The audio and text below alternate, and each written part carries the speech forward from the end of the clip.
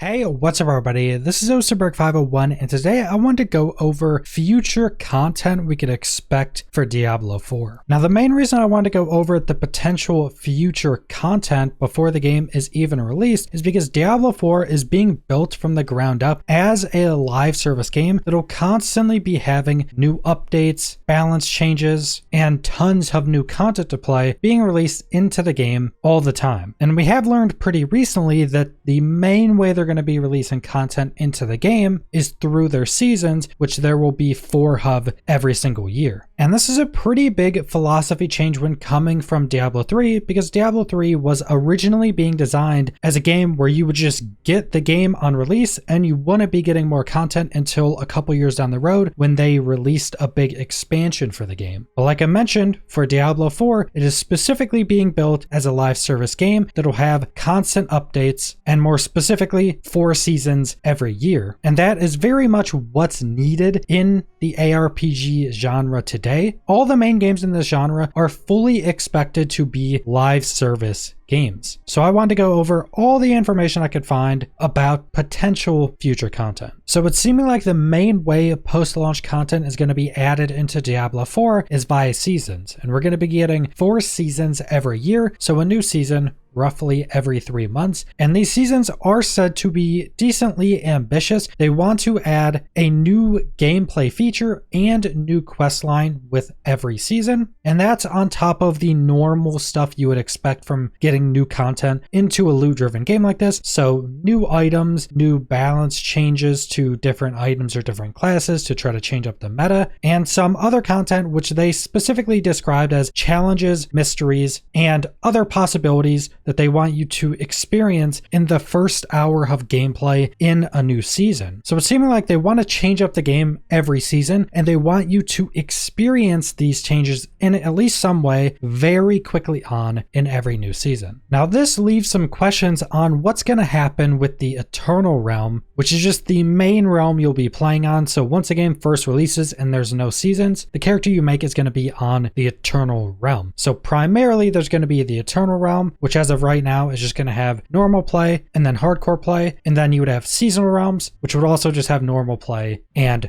hardcore play, because they haven't specified if new content is going to be made specifically for the Eternal Realms. Like, are they going to be making new content that is just added directly into the Eternal Realms and not added into a new season? And if I would have to guess, I would say that's probably not going to happen. What's much more likely to happen is that every new season, we're going to get all of this new content, new gameplay features, new quest lines, new items, new bosses, and then once that season is over, that content is then added into the Eternal Realms with the characters you made for that season. That's also something that happens in Diablo 3, where any characters you make on the seasonal realms are folded into the Eternal Realms when that season is over. And this is also something that's more and more common in the ARPG genre, Path of Exile being the biggest one that does this. A lot of the times after a season is over, those seasonal mechanics will be added into the normal version of the game. But that content isn't always added into the normal version of the game. And I think this is also another upside for having a seasonal content roadmap like this, because if there's a new big gameplay feature that's added into a season and everybody hates it and it's not very good, after the 3 months that that season occurs on, they can just decide not to add that into the Eternal Realm because nobody likes it. So this new mechanic would not have a lasting negative impact on the game. And another smaller piece of content that was mentioned for seasons are called live events. And the examples they gave was maybe on one weekend, a specific area on the map would be invaded by the Drowned, which is one of the enemy factions in Diablo 4. So that may last a weekend, and maybe there's some unique rewards or a lot more rewards when taking part in that event. Or they also mention the potential arrival of a strange peddler in a specific area on the map. And this strange peddler idea just reminds me me pretty heavily of Xur from Destiny 2, so it's seeming like throughout the seasons they will probably have a bunch of these much smaller events that pop up, and this is usually something more MMO style of games do to try to make the world feel like it's more alive and constantly have smaller things for players to do. And we did get a little bit of information on the most important part of Diablo games, which is chasing items to create new builds and to experiment with new builds. And this is actually part of the plan for all seasons for Diablo 4, is that every new season they want to change up the meta a bit, either through balancing different classes or different items that are already in the game, but also from adding in new legendary items, new unique items, even adding new paragon boards and glyphs, with the intention of all of this to give you new builds to try to go and chase and create every new season to change up the meta. So if one season there's this specific build that's incredibly strong, they would want that build to be toned down a bit. Now they don't want certain things to be just nerfed to the point where it can't be used, but they also don't want stuff so strong that that's all everyone's gonna be using. So they want a lot of build diversity in these seasons. Now that brings us to some seasonal specific progression, which includes the season journey and the season pass. Now the season journey is something you'll recognize if you played Diablo 3. This is essentially a bunch of limited time objectives that's gonna allow you to earn limited time rewards when doing things in that specific season. The main of which will be to go through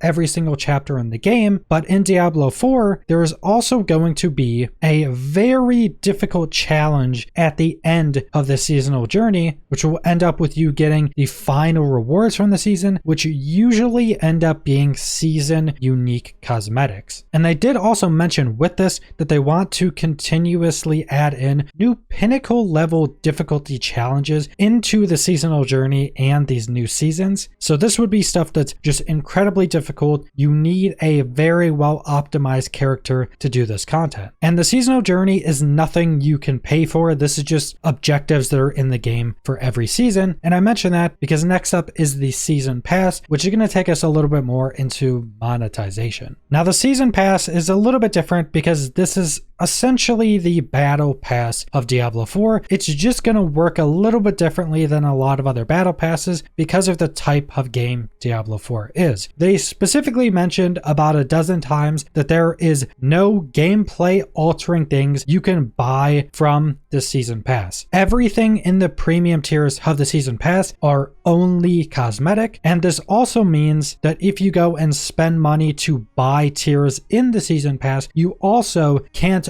earn any gameplay changing features any faster. So anything you can spend money for is not going to affect gameplay in any way. And the reason they said this about a dozen times is because there are going to be XP boosts in the season pass, but these XP boosts are only going to be in the free track of this battle pass, and spending money will not allow you to unlock these XP boosts any faster. And I think the idea with these XP boosts is that it will allow you to level up alt characters in that season quicker. So you get your main character through all the chapters, maybe you get it up to level 100 and are doing a lot of the end game. Then if you want to create another character or another class to try some more builds, you will then be having these XP boosts that you've unlocked to level up that character more quickly. And this is just something else that's going to be in every season. I personally don't think this is a big deal at all. A cosmetic only battle pass is basically the same as just buying another cosmetic item out of the shop normally, but it's going to be based around the season. So it's going to have cosmetics that fit in with whatever season that's tied to. But that's pretty much all the information we got on post-launch content for Diablo 4. Now this doesn't mean this is all we would potentially be getting down the road. There's still the potential that there may be some content added into the Eternal Realms that's not added into a season, but I suspect that that would be really rare if it happens at all. And I personally don't have an issue with this. I think that the seasonal system is something that's became game a lot more popular in the ARPG genre, and I think there's a few pretty good reasons for that. One of the reasons, like I already mentioned, is that if new content they add into the game is hated, they can decide not to add it into the Eternal Realms in the game, which means that this disliked content is not going to be a permanent part of the game that people just don't like and is always going to be there now. It would only be there for that season, then it would be thrown out and not used again. And on the other side of that, if there's content that's really liked, they get to make the choice to have it be a permanent part of the game, and even potentially make content better before it's added to the Eternal Realms, or make content that's not liked actually be good before going to the Eternal Realms. So that's part one. And part two is that this allows people to come back on a seasonal basis. And this happens a lot with Path of Exile, where Path of Exile will get massive player boosts at the start of every season because so many players will come back and play the new season for a few weeks or a month or maybe 2 months if it's a better season, and then stop playing and wait for the next season. And a lot of players like that type of cadence and the constant resets that seasons allow for. So it doesn't feel like you're always coming into a long-term progression game where other people are playing characters that have thousands of hours on them. Every new season is a fresh start to come in and just try some new build you want to play out. But that's pretty much all I want to go over. So subscribe if you want to see more Diablo 4 or other videos. Leave a like if you liked the video. If you comment down below what you guys think about the post-launch content coming for Diablo 4, and thanks for watching.